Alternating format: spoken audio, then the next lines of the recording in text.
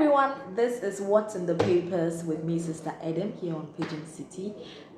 Today I have a disappointing one. Okay, this story is from the just ended BECE, that's the Basic Education Certificate Examination. WIRE picks up 7 teachers for exam malpractice. And you might ask, na teachers their exam malpractice for moving, it's not something that students do. How are teachers involved in exam malpractice? It's disappointing. I'll read a bit of it to you and then we'll talk about it, okay? So, the West African Examinations Council, WAEC, with the assistance of security personnel, has picked up 7 teachers, one of them an invigilator, at different examination centers for involvement in examination malpractice.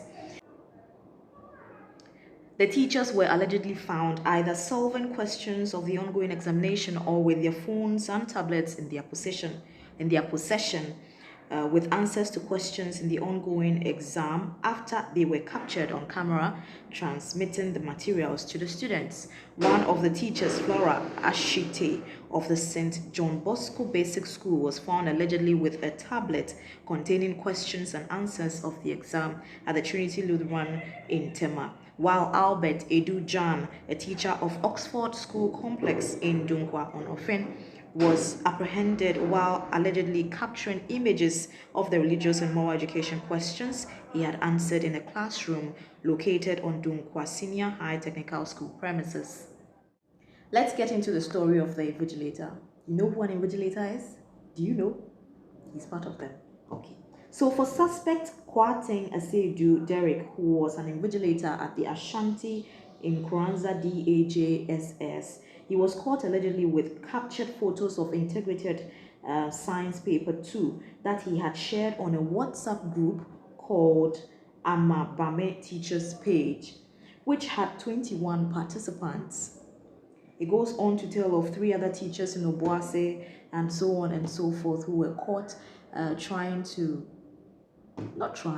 actually committing exam malpractice. And I have a story to tell. You know, I've told you before that I've worked many jobs. One of them is an invigilator. That was for the WASI exam, not the GSS one, the senior high school one. And when I tell you that I ran for my life, I'm not kidding. As an invigilator, you would expect that students will try to misbehave and then you point them in the right direction. Or if you choose to turn a blind eye, you turn a blind eye to them doing it and not you aiding them do the malpractice or whatever it is. I'm not one to turn a blind eye anyway, so I ran for my life. Literally, I'm telling you. I quit before the exam was over because so I had to run for my life. Because I realized that it was not only that the students were committing all of this malpractice, but the teachers were helping them. I'll tell you one. There was a day that I was in one of the classrooms and it was a twin class type of thing. And a police officer came into the class and gave me a piece of paper and said, the invigilator in the next room says you should call these objectives out for the students. I was like, oh, me? Me? And he said, yeah. Why can't you do it? I said, I won't do it. He looked upset. All the students in the class began to murmur. Now, after that incident, there was a day that I was just on the school compound before an exam started. People were beginning to file in and things like that. And I heard someone say behind me, that's her. I turned around and truly the person was talking about me. It was one of the most stubborn